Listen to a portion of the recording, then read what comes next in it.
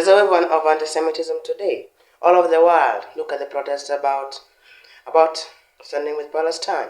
All over the world, all the countries are standing for Palestine, the civilians, while many other people also in Europe and even the United States are protesting to stand against Israel.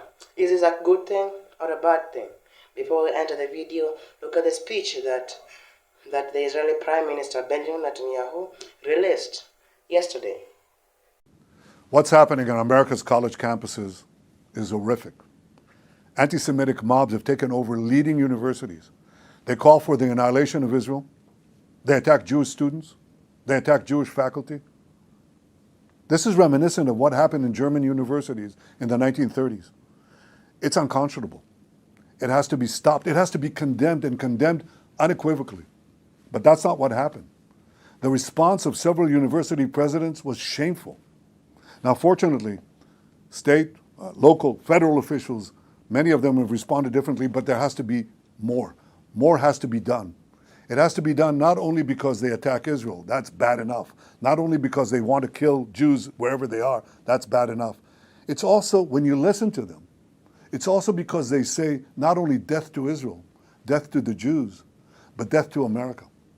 And this tells us that there's an anti-Semitic surge here that has terrible consequences. We see this exponential rise of anti-Semitism throughout America and throughout Western societies as Israel tries to defend itself against genocidal terrorists who hide behind civilians. Yet it is Israel that is falsely accused of genocide, Israel that is falsely accused of starvation and all sundry war crimes.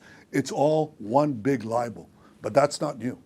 We've seen in history that anti-Semitic attacks were always preceded by vilification and slander. Lies that were cast against the Jewish people that are unbelievable, yet people believe them. And what is important now is for all of us who are interested and cherish our values and our civilization, to stand up together and to say enough is enough. We have to stop anti-Semitism because anti-Semitism is the canary in the coal mine. It always precedes larger conflagrations that engulf the entire world. So I ask all of you, Jews and non-Jews alike, who are concerned with our common future and our common values, to do one thing. Stand up, speak up, be counted. Stop anti-Semitism now. That's what the video is saying. You can see there's a wave of anti-Semitism. He is right. There's a lot of protests in Germany before, anti-Jewish protests before in Germany. And that's how Adolf Hitler got elected as a leader of the Third Reich. And so also the US, he says that a serious thing must be done to stop these anti-Semite protests. But not only in the US, but also in the UK and many other countries, including South Korea, and many other countries, including Germany.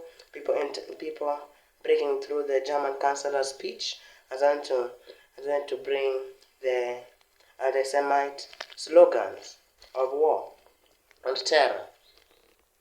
Hamas is a terrorist organization, and you need to understand that. It stands for annihilating Israel and trying to destroy Israel fully. And also these protests that stand totally against Israel also show how the world is entering into a new anti-Semite era. Something needs to be done for Jews and non-Jews alike. They need to stand up against this anti-Semitism, but also do not do terror. And thanks for watching, and don't forget to subscribe to this 24 Asia Global, and see you next time. עם ישראל חי, שרפו המלחמות